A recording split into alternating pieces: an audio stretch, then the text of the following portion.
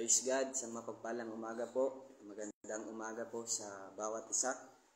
Sa lahat po ng maaabot ng live devotion na ito. Ang ating pong pag-aaral ng salita ng Diyos sa umaga pong ito ay magmumula po dito po sa lugar po ng Door of Faith Church, Sacred Heart Village, sa Lagro. Sa pangunguna po ng ating pong pastor Luis Bailon, at purihin po ang Panginoon. Napakabuti ng Diyos. Bago po sa ating pananalangin, bago po sa ating pag-aaral ng salita ng Panginoon, ay tayo po muna ay magpuri sa Panginoon at awitan po natin ang Panginoon ng isang awit. Sabi po sa awit, paggising sa umaga naaalala kayo. Sige po, umawit sa Panginoon tayo pong lahat.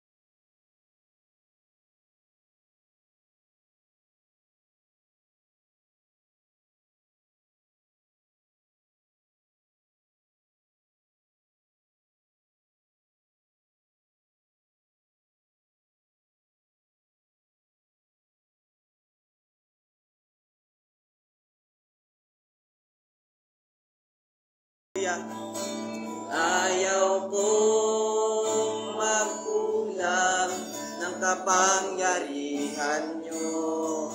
Ayaw kong magkulang ng kabanalan nyo. Jesus, dakila kayo, amen. Tanging sandigan ko, lakas ko ay nanggagaling sa'yo. Sa huli pong pagkakataon, ayaw kong magkulang. Ayaw kong magkulang ng kapangyarihan nyo. Ayaw kong magkulang ng kabanalan nyo. Dakila kayo, Panginoon. Hallelujah. Yes, Lord. Tanging sandigan ko, lakas ko ay nanggagaling sa iyo. Lakas ko ay nanggagaling sa iyo. Lakas ko ay nanggagaling sa iyo. Lakas ko ay nanggagaling sa iyo. Hallelujah. Hallelujah. Hallelujah. Hallelujah. Tayo po'y manalangin. Hallelujah. Ama, sa pangalan ng aming Panginoong Hesus at sa banal na Espiritu na tumatahan sa buhay po ng bawat isa, salamat po sa inyo sa umaga pong ito. Salamat po sa inyo pong sumasaganang biyaya. Salamat po sa inyo pong awa. Salamat po sa inyo pong habag sa buhay po namin, Panginoon. Napakabuti po ninyo, Panginoon, sa aming mga buhay. Wala po kayong katulad na Diyos. Wala kayong kapantay. Walang mayahalin tulad sa inyo, Panginoon. Napakabuti ninyo, Panginoon. Hindi po kayo nagbabago. Salamat po sa umaga pong ito. Tunay nga, Panginoon, na ang aming pong lakas ay nagmumula lamang po sa inyo. Kaya wala po kaming maidadahilan, Panginoon, para hindi po kayo hanapin sa umaga pong ito, Panginoon. Dalangin po namin, kasangkapanin niyo po kami, Panginoon. Holy Spirit, kayo po ang magpaunawa, tulungan niyo po kami. Give us knowledge and wisdom na maintindihan po namin ang inyo pong mga salita sa umaga pong ito, Panginoon. Sa iyo po kami nagtitiwala, O Diyos. Sa inyo po kami umaasa dahil kayo po ay Diyos na makapangyarihan sa lahat. Wala pong bagay na mahirap, wala pong bagay na imposible sa inyo, Panginoon. Salamat po. Lahat po ng papuri, parangal at pagsamba ay para po sa inyo lamang sa pangalan ng aming Panginoong Hesus. Ang lahat po ay magsabi ng Amen. Ayan, purihin po ang Panginoon. At isa pong malaking pagpapala po sa buhay po ng bawat isa na magkaroon po tayo ng kaisipan na sa lahat po ng ating pong ginagawa ay meron pong nag-iisang nakakakita po sa atin. At purihin po ang Panginoon. Isa po sa mga pag-aaralan po natin ngayon ay ito po ay basic lang, pero ito po yung bagay na mahirap po para po sa atin. At purihin po ang Panginoon. Buksan po natin ang ating pong mga Biblia sa aklat po ng Mateo sa Kapitulo 6 at simulan po natin sa talatang 5 hanggang 6. Purihin po ang Panginoon. Ito po yung aklat po na ito o yung pag-aaralan po natin sa umaga pong ito. Isa po ito sa mga sermon ng Panginoon nung siya po'y nasa bundok. At kung papansinin po natin, kung babasahin po natin, magmula po sa chapter 5, nung makita ng Panginoon na maraming sumusunod sa Kanya, at kung bakit maraming sumusunod sa ating Panginoon, dahil nakaranas po sila ng kakaiba nung nakita po nila, na-encounter po nila ang Panginoon. Merong pong mga gumaling, merong mga napalayas po yung masasamang espiritu na nasa loob nila, at maraming himalang ginawa ang Panginoon nung siya po ay nandito po sa lupa. Kaya nung nakita niya po yung maraming tao, umakyat po siya sa bundok, sabi po doon, at nagsimula po siyang magturo. Ito po yung isa sa mga sermon on the mount ng ating pong Panginoon. Ang turo po patungkol sa pananalangin. At kung babasahin natin hanggang sa chapter 7, ito po ay puro turo patungkol sa kung ano-anong mga bagay. Ito po ay turo ng Panginoon nung siya po ay nasa bundok. At purihin ng Panginoon, basahin po natin Matthew chapter 6, verse 5. Sabi po dito, kapag mananalangin kayo, huwag kayong tutulad sa ginagawa ng mga pakitang tao. Mahilig silang manalangin ng nakatayo sa mga sambahan at sa mga kanto ng lansangan para makita ng mga tao. At ang totoo, tinanggap na nila ang kanilang gantimpala. Sa halip, ganito daw po tayo manalangin, sabi po ng ating pong Panginoon. Sa halip, kung mananalangin kayo, pumasok kayo sa inyong kwarto at isara ang pinto. At saka kayo manalangin sa inyong Ama na hindi nakikita, at ang inyong Ama na nakakakita sa ginagawa ninyo ng lihim ang magbibigay ng gantimpala sa inyo. Purihin ang Panginoon. Katulad niya pa ng sinabi ko sa inyo kanina, isa pong napakalaking pagpapala.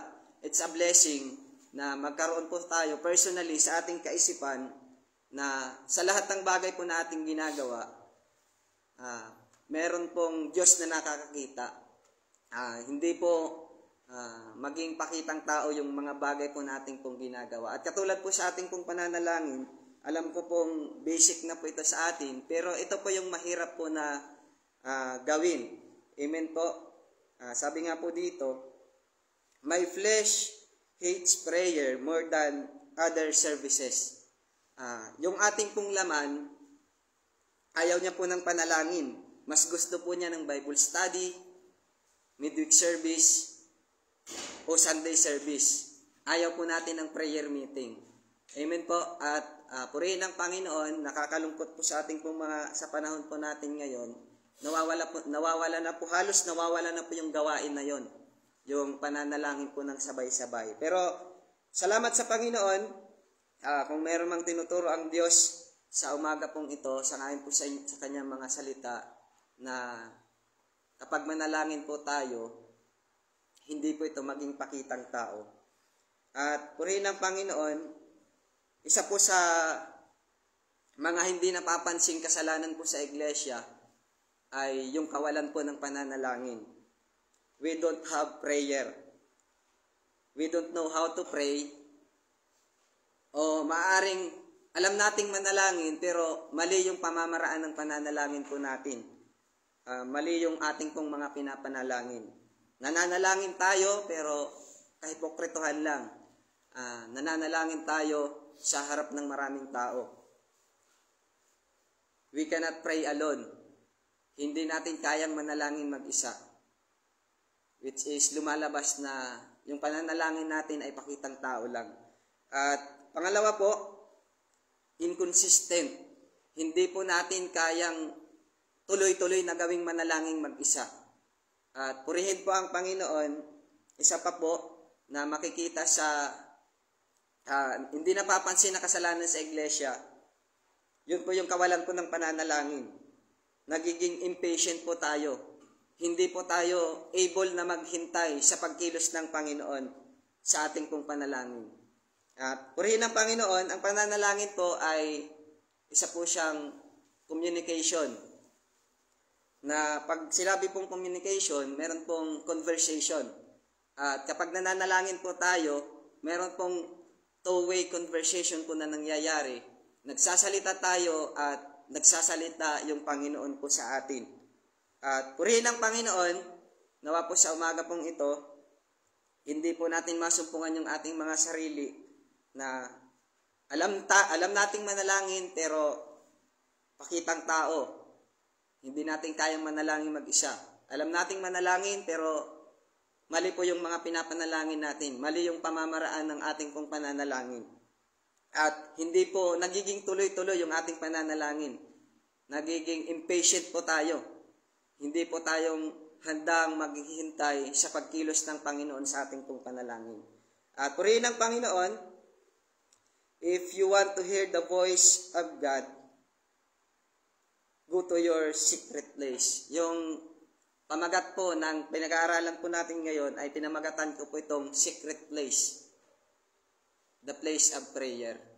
Yung pananalangin po natin ng lihim. Kung babasahin po natin dyan, ang inyong Ama ang magagantimpala po sa atin sa ginagawa nating lihim. Pag sinabi pong lihim, sikreto. At purihin ng Panginoon, katulad po ng sinabi ko sa inyo ng mga nauna, isa pong malaking pagpapala yon na magkaroon po tayo ng kaisipan na ganon, na sa ating pong mga secret place, sa ating pananalangin, bagamat walang nakakakitang tao, pero alam natin sa ating kaisipan na merong Diyos na nakakakita sa atin sa ginagawa nating lihim. Purihin po ang Panginoon. Kung gusto po nating marinig ang boses ng Panginoon, pumunta po tayo sa ating secret place. Mag-pray po tayo. Amen po. At purihin po ang Panginoon, isa sa mga karakteristik, pinakamahalagang karakteristik na dapat meron po tayo para makapasok po doon sa secret place, sa totoong pananalangin ng personal sa Panginoon, ay kinakailangan na magkaroon po tayo ng pagiging desperado o desperate.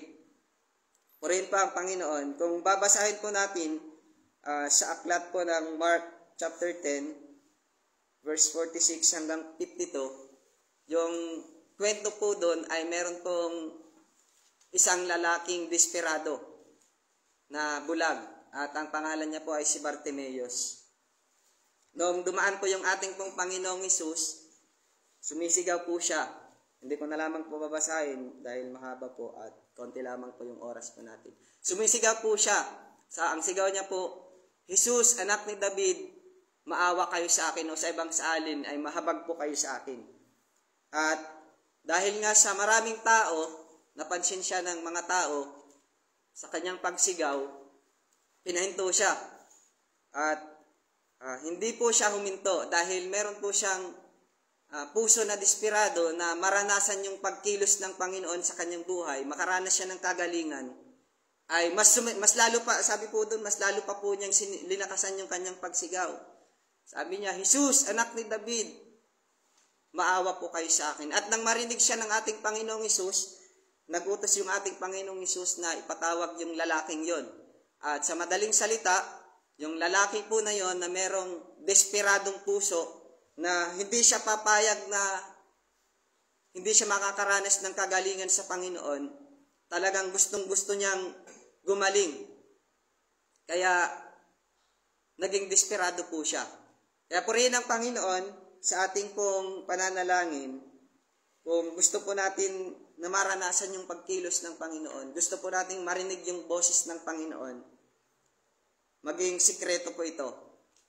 At sa ating paggawa ng sikreto, ay magkaroon po tayo ng desperado.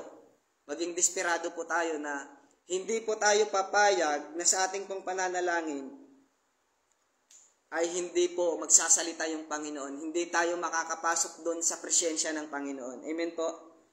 Purihin po ang Panginoon at bilang pagtatapos, maikli lamang po ako magsalita. Dito po tayo magtatapos.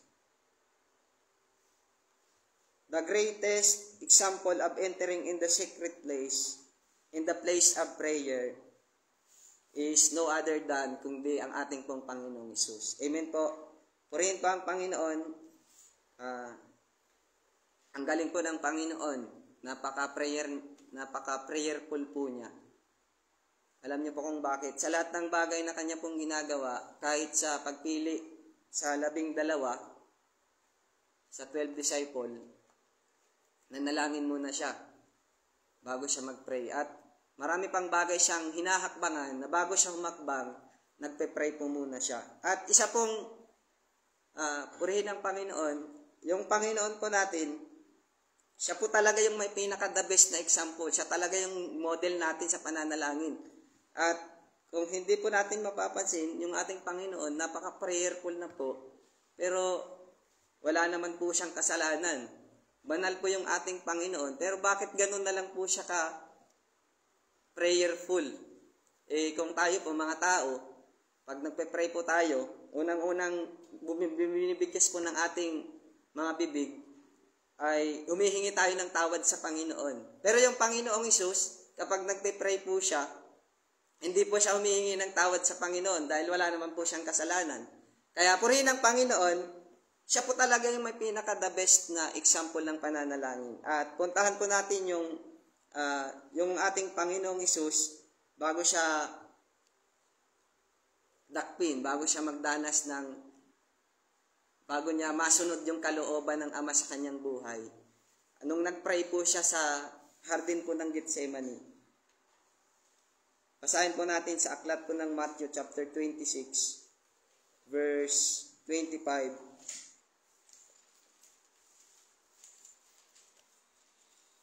26 verse 36 hanggang 46. Sabi po dito,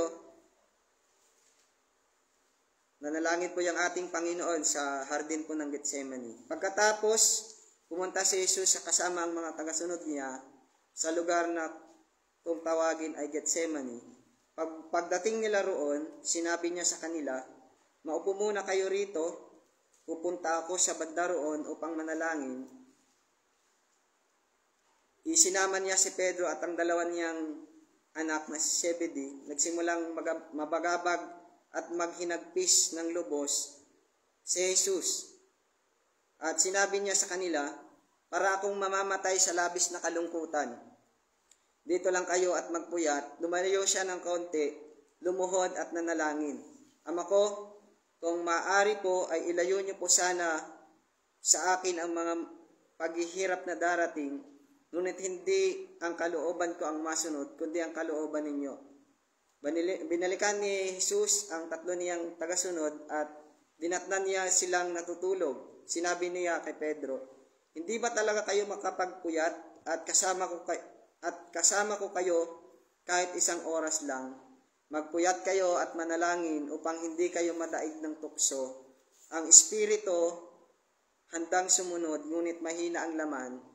Lumayo muli si Jesus at nanalangin.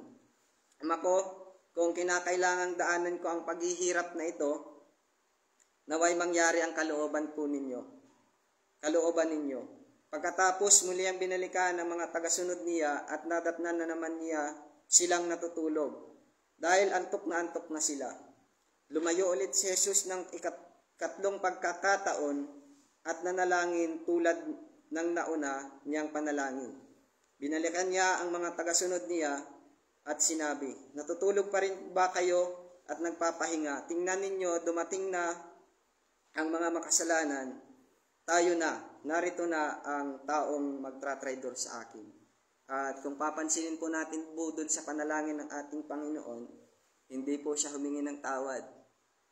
Yung panalangin po ng ating Panginoon dahil sa labis na hinagpis, kalungkutan na kanyang nararamdaman sa mangyayari sa kanya, ay nanalangin po siya sa kanyang Ama, sa Diyos Ama, na kung maaari ay wag nang ituloy, alisin yung paghihirap na kanyang daranasin. Pero ang galing ng Panginoon dahil ang isa sa mga alam ng Panginoong Hesus na yung kanyang layunin o tungkulin kung bakit siya bumaba dito sa lupa ay walang iba kundi ang sundin ang kalooban ng Ama. Kaya purihin ng Panginoon, nung nanalangin po siya, hindi po nasunod yung nais niya kundi nasunod po yung nais ng Diyos Ama sa kanya. Kaya purihin ng Panginoon, ganun din po sa atin. Yung pananalangin po ng ating pong Panginoon, pagpapakita po ito na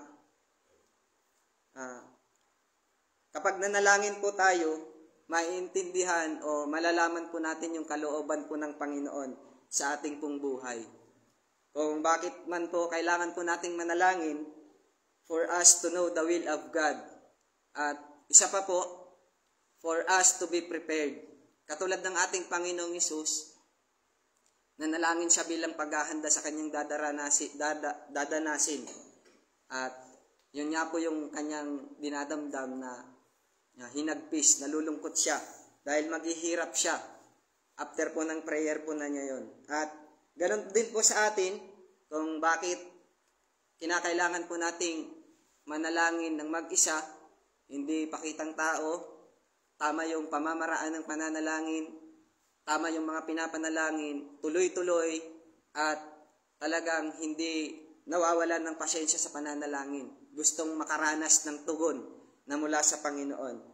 For us to know the will of God and for us to be prepared. At purihin ng Panginoon, bilang pagtatapos, malapit na pong dumating yung ating Panginoong Hesus, na yung Diyos na yon, na ating pong sinasampalatayanan, na sa una, na siya yung salita, at yung salita na yon, siya yung Diyos. At yung Diyos na yon, meron siyang trono sa langit, na sinasamba siya ng maraming anghel, at nung makita niya yung kalubhaan ng kasalanan po ng bawat isa po sa atin, yung Diyos po na yon, na sa unay salita, tumayo po siya sa kanyang trono. At yung makita niya yung kalubhaan ng kasalanan ng bawat isa, hindi po siya nagdalawang isip, hindi po siya tubili na bumaba dito sa lupa para maghirap, para magdanas ng iba't ibang klaseng sakit sa lahat ng aspeto, emotional, physical, ay naranasan ng ating Panginoon ang lahat ng kahirapan. At purihin ng Panginoon yung Diyos na yon na ating pong sinasampalatayanan, siya po yung nag-alis po sa ating sa pagiging makasalanan. At purihin ng Panginoon, napakabuti ng Diyos dahil yung Diyos po natin, wala siyang katulad. Hindi siya nagbabago, wala siyang kapantay, banal yung Diyos na ating pong pinaglilingkuran. At purihin po ang Panginoon, yung pananalangin po ay isa pong imbitasyon po sa atin na araw-araw ay kailangan po nating magtiwala sa Panginoon. Kung bakit kailangan po nating manalangin araw-araw ay isa po itong pagpapakita na nagtitiwala tayo sa Panginoon. Kaya purihin ang Panginoon. Ito ang Panginoon. Sa Diyos lamang po ang papuri. Tayo po ay magsambit ng mga parangal, pagsamba sa ating Panginoon. Hallelujah! Hallelujah! Praise God! Thank you, Jesus. Thank you, Lord. Salamat po sa inyo, Panginoon, sa inyo pong pagsama, sa inyo pong pagkilos. Salamat po sa inyo pong mga salita na nahayag sa umaga pong ito, Panginoon. Patuloy po namin kayong sinasamba, pinaparangalan, linuluwalhati, dinadakila, pinapasalamatan, pinupuri, sapagkat karapat dapat po kayo, Panginoon, sa lahat po ng aming pong pagsamba. Panginoon, salamat po. Thank you for dying on the cross para po sa buhay po ng bawat isa. Salamat po, napakabuti po ninyo. Wala pong pag-ibig kaming naranasan na katulad po ninyo, Panginoon. Nag-alay po kayo ng buhay sa krus ng Kalbaryo para po sa amin. Salamat po sa inyo, Panginoon. Malapit na po kayong dumating, nangako po kayo. Hallelujah. Pinagkakaisahan na po ang inyong bayan, ginigera na po ang inyong bayan, ang bansang Israel, Panginoon. At purihin po ang Panginoon sa umagang ito. Tulungan niyo po kaming palagi pong maging handa sa inyo pong muling pagbabalik, Panginoon. Tulungan niyo po kaming manalangin, Panginoon, ng totoo sa inyo pong harapan. Tulungan niyo po kaming manalangin na kahit walang nakakakitang tao, Panginoon. Bigyan niyo po kami ng kaisipan, Panginoon, na Diyos po kayo na nakakakita sa lahat po ng bagay po na aming pong ginagawa. Kahit ito pa ilihim, Panginoon. Salamat po sa inyo. Purihin po kayo. Dalangin po namin, Panginoon, ang kabuuan po ng organisasyon ng Door of Faith Church. Kasama po ang Bible School, Panginoon. Kasama po ang inyong pong lingkod, Pastor Joseph Masaredo. Kasama po ang kanyang pamilya, kanyang asawa, kanilang mga anak, Panginoon. At sa kabuuan po na kanya pong nasasakupan, Panginoon, bilang General Superintendent, Panginoon, ng organisasyon nito. Dalangin po namin, kayo po ang patuloy na kumilos sa kanyang buhay. Patuloy na magtagumpay po kayo sa kanyang buhay, Panginoon. Ingatan niyo po siyang palagi at patuloy na lukuban ng inyo pong banal na dugo, Panginoon. At patuloy na gumawa kayo. Maghari kayo, Panginoon, sa kanyang pong buhay, Panginoon. Kayo po yung palaging maparangalan, Panginoon. Salamat po sa inyo, Panginoon, sa umagang ito. Aming pong dinadalangin, Panginoon, ng bawat iglesia mula po sa District 1 hanggang District 9, Panginoon, maging yung mga local churches, direct churches, international churches, Panginoon. Tinataas po namin sa inyo, Panginoon, ang lahat po ng inyo pong lingkod, saan mang lugar, saan mang dako sa sulok ng mundong ito, Panginoon. Aming pong tinataas sa inyo sa pangalan ng Panginoong Hesus. Dalangin po namin, O Diyos, na kayo po yung Diyos na patuloy na gumawa sa inyo pong mga lingkod, Panginoon, kasama ang kanilang mga pamilya, Panginoon. At sa bawat ministeryong inyo pong pinagkatiwala sa kanila, Panginoon, ay patuloy po na pangunahan niyo po sila, maranasan po nila ang inyong pong pabor, ang inyong pagsama, ang inyong pagkilos, Panginoon, sa lahat ng aspeto ng kanilang kakailanganin, habang sila po'y naglilingkod sa inyo, ay patuloy niyo po itong tugunin sangayon sa inyong kalooban, Panginoon. Salamat po. Pinupuri po namin kayo, Panginoon, sa umagang ito. Napakabuti po ninyo. Wala po kayong katulad, Panginoon. Karapat dapat po kayong sambahin, Panginoon. Salamat po. Purihin po kayo, Panginoon. Sa iyo lamang, O Diyos, lahat ng pagpapasalamat, Panginoon, sa umaga pong ito. Purihin po kayo, dakilain kayo, ang lahat ng pasasalamat, ang lahat ng parangal, pagluwalhati ay tanging sa inyo lamang, Panginoon, sa pangalan ng aming Panginoong Hesus. Amen. At God bless po sa bawat isa.